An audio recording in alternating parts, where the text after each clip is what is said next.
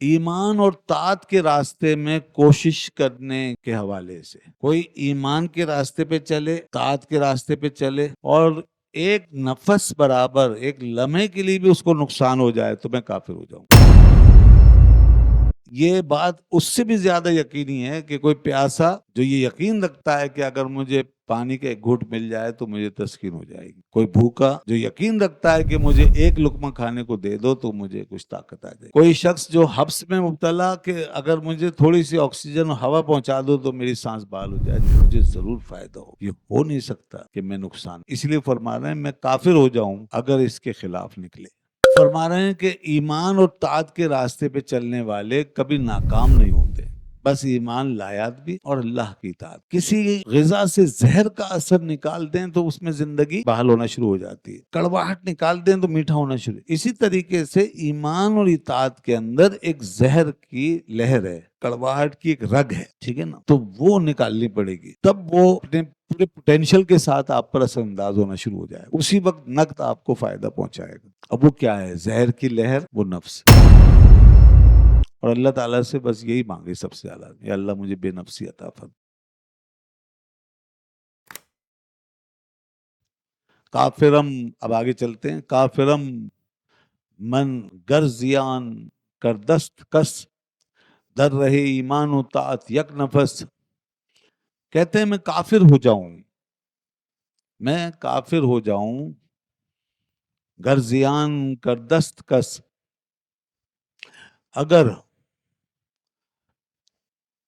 کسی کا بھی نقصان ہو نا، کوئی نقصان کر لے، زیان کر دست، کوئی بھی اپنا نقصان کر لے، بہت بڑی بات ہے، قسم کھا کے کہہ رہے ہیں میں کافر ہو جاؤں اگر کوئی نقصان کر بیٹھے، در رہے ایمان و طاعت یک نفس، ایمان اور طاعت کے راستے میں کوشش کرنے کے حوالے سے کوئی ایمان کے راستے پہ چلے، طاعت کے راستے پہ چلے، اور ایک نفس برابر ایک لمحے کے لیے بھی اس کو نقصان ہو جائے تو میں کافر ہو جاؤں۔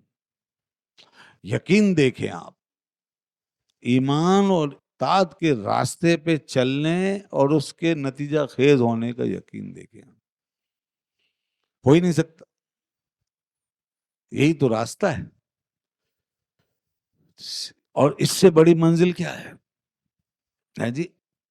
یہ بات اس سے بھی زیادہ یقینی ہے کہ کوئی پیاسا جو یہ یقین رکھتا ہے کہ اگر مجھے پانی کا ایک گھونٹ مل جائے تو مجھے تسکین ہو جائے گی، کوئی بھوکا جو یقین رکھتا ہے کہ مجھے ایک لقمہ کھانے کو دے دو تو مجھے کچھ طاقت آ جائے گی، کوئی شخص جو حبس میں مبتلا کہ اگر مجھے تھوڑی سی آکسیجن اور ہوا پہنچا دو تو میری سانس بحال ہو جائے، جتنا کہ ان باتوں پہ ایک انسان کا یقین ہے، اس سے کہیں زیادہ یقین کر لینا چاہیے کہ اگر میں ایمان اور طاعت کے راستے پہ چلوں تو مجھے ضرور فائدہ ہوگا، مجھے ضرور فائدہ ہوگا، یہ ہو نہیں سکتا کہ میں نقصان میں رہوں۔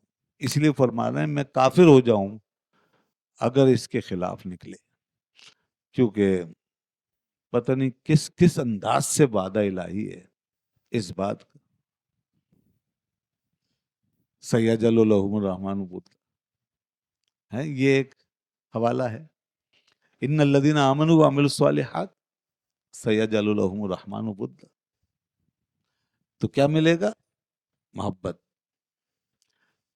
اسی طرح اللہ کا وعدہ ہے، اگر وہ ایمان لاتے اور تقوی اختیار کرتے تو ہم ان کے اوپر دروازے کھول دیتے رزق۔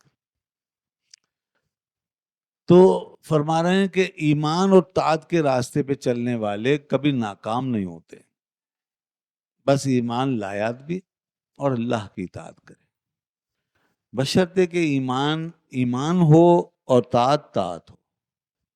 دیکھیں ہمارے ایمان میں کمی ہوتی ہے، ہماری طاعت میں کمی ہوتی ہے، بات یہ ہے، تو ایمان واقعی ایمان ہو جائے یقین کے ساتھ، پورے یقین کے ساتھ، اور طاعت جو ہے اطاعت، وہ واقعی اطاعت ہو جائے۔ اب آدمی خوب جانتا ہے اپنے اندر جھانک کے کہ میں جو ایمان رکھتا ہوں یا میں جو اطاعت کر رہا ہوں، اس میں میرا فوکس کیا ہے، اس میں میری پرائیورٹی کیا ہے، میں اللہ تعالیٰ کی طرف کتنا دیکھ رہا ہوں اور اپنی ذات کی طرف کتنا دیکھ رہا ہوں، دنیا میرے اندر کہاں کہاں سے داخل ہے.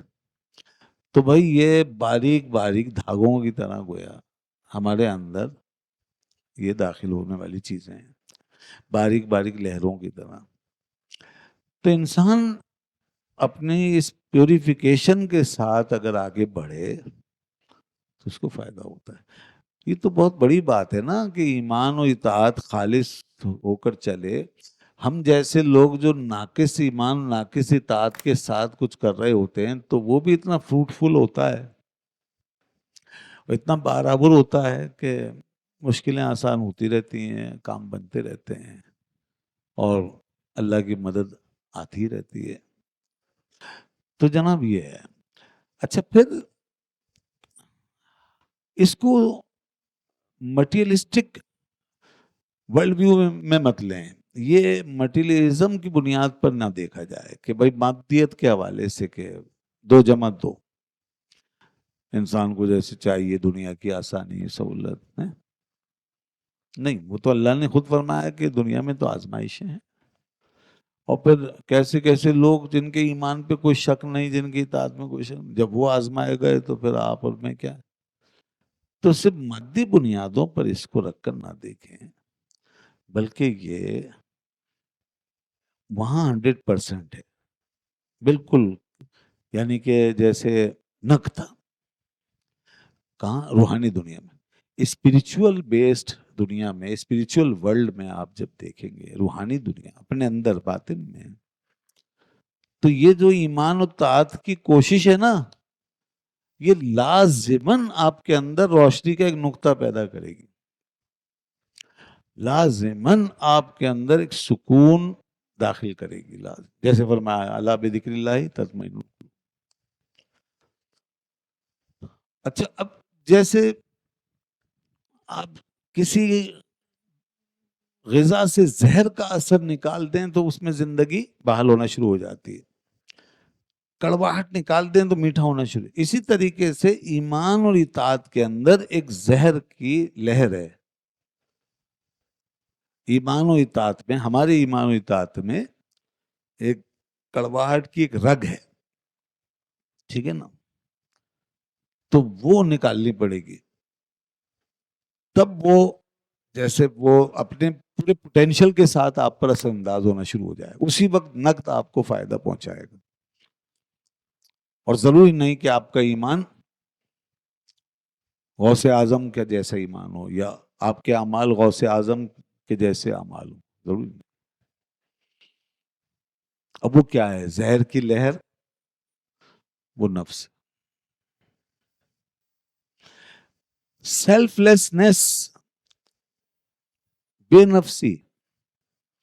یعنی آپ بے نفسی کو ذرا کہیں بھی ٹیسٹ کریں، کسی بھی معیار پہ، کسی بھی کسوٹی پہ، وہ آپ کو سونا بنا کے دے گی.